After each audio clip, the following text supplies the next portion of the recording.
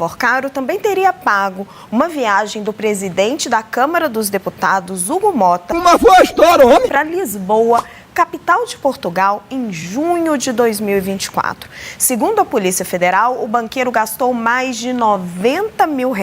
A polícia descreve o que seria um pacote de mimos ao senador Ciro Nogueira. Então, aqui esse é o pai, Henrique Vorcaro, e a polícia descreve o que chama de pacote de mimos ao senador Ciro Nogueira. E diz o seguinte, que em relação ao senador, muito mais do que somente pagar voos em jatinhos particulares, o que já é uma grande despesa, a PF diz que Daniel Vorcaro, ele custeava vantagens indevidas a partir de várias outras viagens para Daniel Vorcaro, ou seja, viagens para Ciro Nogueira. Daniel Vorcaro bancando Ciro Nogueira. Não só o voo, mas voos e a viagem inteira para Paris, gastos para viagens em Paris, Nova York, Lisboa e também para a cidade francesa, onde fica aquela famosa estação de esqui nos Alpes franceses, que inclusive foi uma reportagem que a Piauí publicou sobre essa viagem de Ciro Nogueira.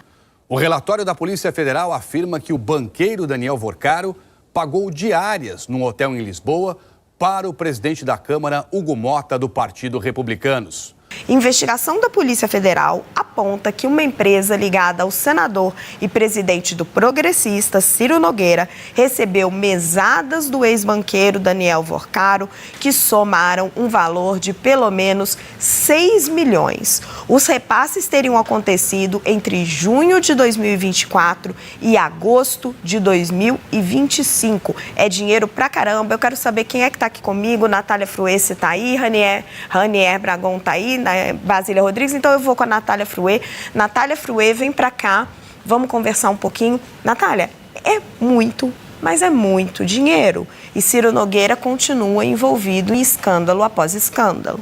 Pois é, Raquel, agora o detalhamento daquilo que a gente já vinha falando torna bastante difícil, né, do senador Ciro Nogueira, ele manter esse argumento de distanciamento e de que não recebia mesada. Ele, quando faz aquele vídeo, logo depois da operação da PF, que atinge o senador, ele diz que a empresa citada era uma empresa do pai dele, e aí, nas informações divulgadas no dia de hoje, a Polícia Federal reforça de que é uma empresa ligada a Ciro e ao irmão. E aí, Raquel, eles detalham a mesada, mas a gente está lendo ainda o documento, eu estou aqui com um deles aberto, e a gente, ao longo desses últimos meses, vem falando do assunto. Alguns colegas da imprensa divulgaram imagens de Ciro com Vorcaro, e é um verdadeiro álbum de fotos em que o senador Ciro aparece com Daniel Vorcaro em restaurante, em que a diária é de $4.500, dentro de jatinho. É um vasto material. Para além desse valor de 6 milhões de reais, pelo que está na investigação da Polícia Federal, Vorcaro ainda pagava esses outros aspectos da vida do senador Ciro Nogueira, que é viagens com jatinho particular. Eles, inclusive, trazem um levantamento de várias viagens que foram feitas para o exterior, em que o senador Ciro Nogueira usa aeronaves do táxi aéreo, que seria de Daniel Vorcaro. É um vasto material. Tem mensagem, Raquel, do senador Ciro Nogueira pedindo ajuda para Daniel Vorcaro para fazer a reforma de um apartamento que ele havia comprado, e que aí, pela investigação da Polícia Federal, na verdade, quem faz a doação do apartamento é Daniel Vorcaro para o senador. E aí, não contente com essa doação, ele ainda pede que Daniel Vorcaro faça uma reforma no piso para que a ex-companheira pudesse morar nesse apartamento.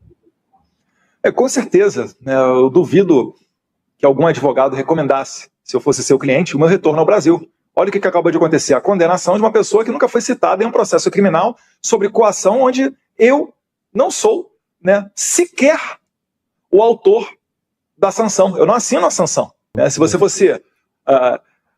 for parar para ver, né, se eles entendem que realmente a aplicação da sanção é uma ameaça, eles deveriam então processar o Donald Trump, o secretário Rubio, ou o secretário do Tesouro Scott Bessent, que são as pessoas envolvidas quando da aplicação de uma dessas sanções.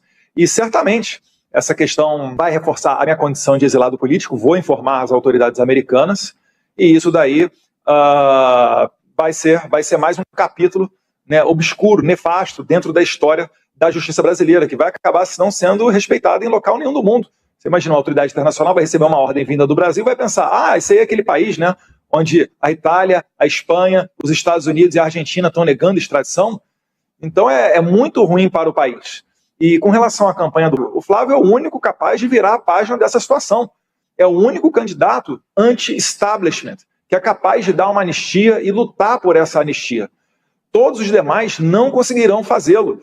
O Lula nem se fala, o Lula ele compactua com Alexandre de Moraes, tal qual também o candidato Renan Santos, do MBL, que até há pouco tempo atrás tinha ele e o grupo dele mandando um coraçãozinho, chamando Alexandre, reforçando a tese de gabinete do ódio, etc. Então, as máscaras, quando elas caem, o único apto a dar fim a essa perseguição é o Flávio Bolsonaro. E é por isso que eu citei ele no final da minha nota, que está exposta lá no meu X. A defesa de Jair Bolsonaro tem 24 horas para explicar ao Supremo por que o ex-presidente mantinha uma arma de fogo em casa durante a prisão domiciliar humanitária.